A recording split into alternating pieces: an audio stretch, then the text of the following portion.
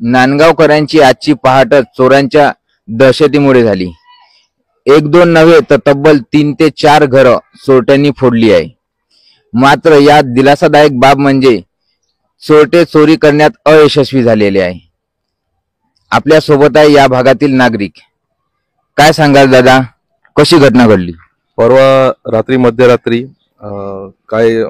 काही रहिवाशांना चोर आढळून आले आणि ते त्यांचा पाठलाग करू लागले, तर ते चोर पळू लागले आणि त्या संदर्भात त्या रहिवाशांनी काही जणांना कॉल करून लोकांना सतर्क केले।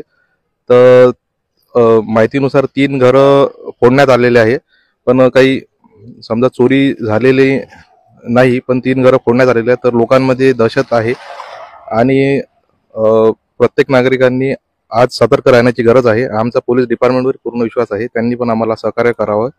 व उन्हाळ्यात असे प्रकार उन्हाळ्यात जास्त व्हायला लागतात, कूलर सुरू राहते आणि जे लोक बाहेरगावी जातात, म्हणजे घरांना लॉक वगैरे असतात, तरी त्याबद्दल लोकांनी काळजी घेणे आवश्यक आहे आणि सतर्क राहणे खूप आवश्यक आहे। कॅमेरामन सतीश जैनसह मी सागर सवालाके, न्यूज 24 लाईव्ह, नांदगाव, खंडेश्वर।